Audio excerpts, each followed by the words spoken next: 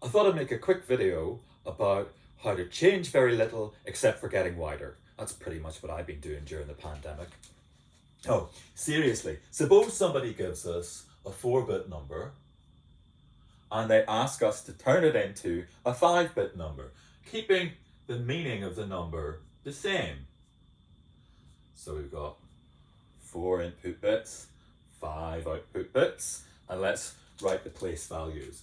We've got the 1s, the 2s, the 4s, the 8s coming in, and we've got the 1s, the 2s, the 4s, the 8s, and the 16s going out. And let's see what we do. It's really not rocket science. The 1s from the input become the 1s of the output. The 2s from the input become the 2s of the output. The 4s become the 4s, and the 8s become the 8s. We've preserved the digit value, the bit value, and the place value of all of the inputs.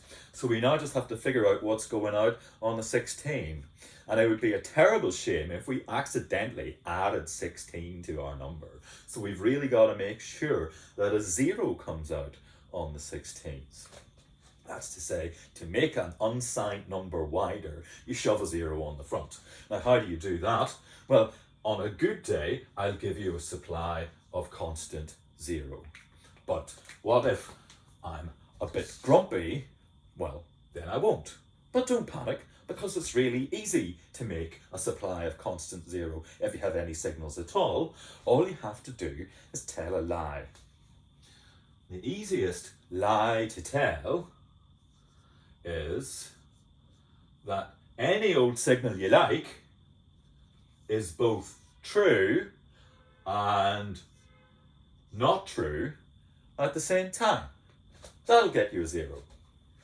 So this piece of circuitry will take an unsigned number and make it wider. And in general, if you want to make it wider and wider and wider, all you have to do is stuff more and more zeros on the front, and everything's great. But what if it's a 2's complement number? Well, let's remember what happens to the place values.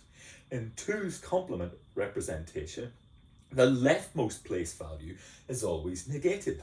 So in 4 bits, that 8 becomes -8.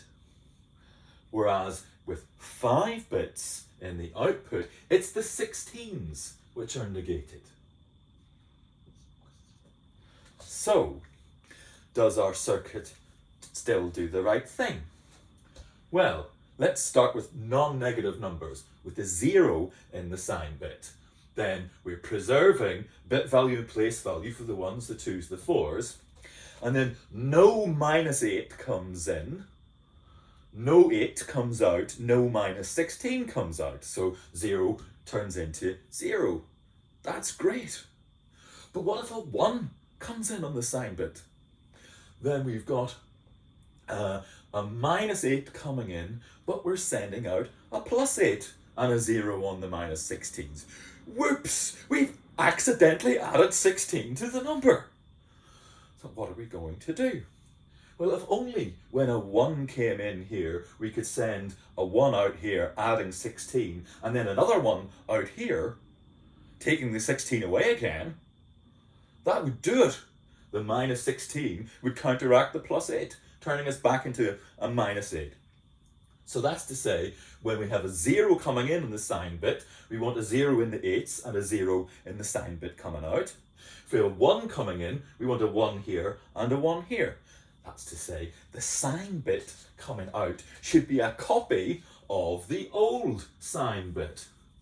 So we get an even easier circuit for extending signed numbers, 2's complement numbers. All you have to do is copy the sign bit further to the left so that non-negative stays non-negative and negative stays negative. So there we are. Unsigned numbers shove 0s on the front. Signed numbers copy the sign bit. That's how you keep the same value and get wider.